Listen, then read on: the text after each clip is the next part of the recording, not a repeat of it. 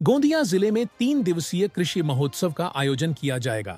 इस महोत्सव का उद्देश्य जिले के किसानों को कृषि संबंधी जानकारी प्रदान करना और उन्हें खेती में उपयोगी सामग्री आसानी से उपलब्ध कराना है, जिससे वे नवीनतम तकनीकों का लाभ उठा सकें।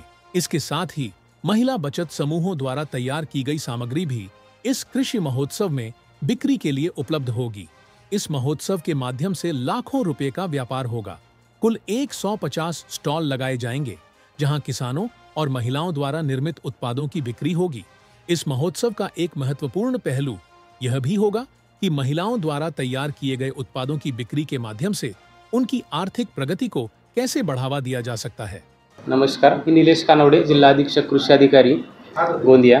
तर आपण दिनांक 21, 22, 23 मार्च या 3 दिवसासाठी जिल्हास्तरीय जिल्हा कृषी महोत्सव, की ज्यालाच आपण नवतेजस्विनी कृषी महोत्सव या नावाने संबोधतो, हा कार्यक्रम आयोजित केला आहे।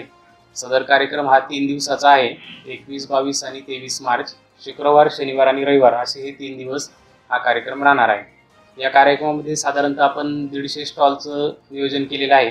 यामध्ये 30 ते 40 स्टॉल हे शासकीय विभागांचे विविध योजनांची माहिती प्रदर्शित करणारे स्टॉल असतील।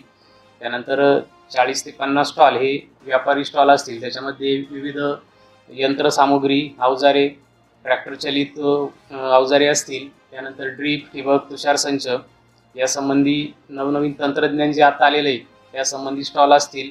त्यानंतर फवारणीसाठी जो ड्रोन सध्या आपण बाजारात इंट्रोड्यूस करतोय तर त्याचे काही स्टॉल असतील। या व्यतिरिक्त खतं, बियाणं आणि औषधं याचे स्टॉल आपण त्या ठिकाणी लावणार आहोत। या व्यतिरिक्त आणखी 50 स्टॉल आपण हे महिला बचत गटांचे स्टॉल लावणार आहोत। त्याच्यामध्ये त्यांनी उत्पादित केलेले विविध उत्पादनं त्या ठिकाणी ते विक्री करू शकतील। अशा पद्धतीने एकूण हे 150 स्टॉल त्या ठिकाणी आपण लावणार आहोत।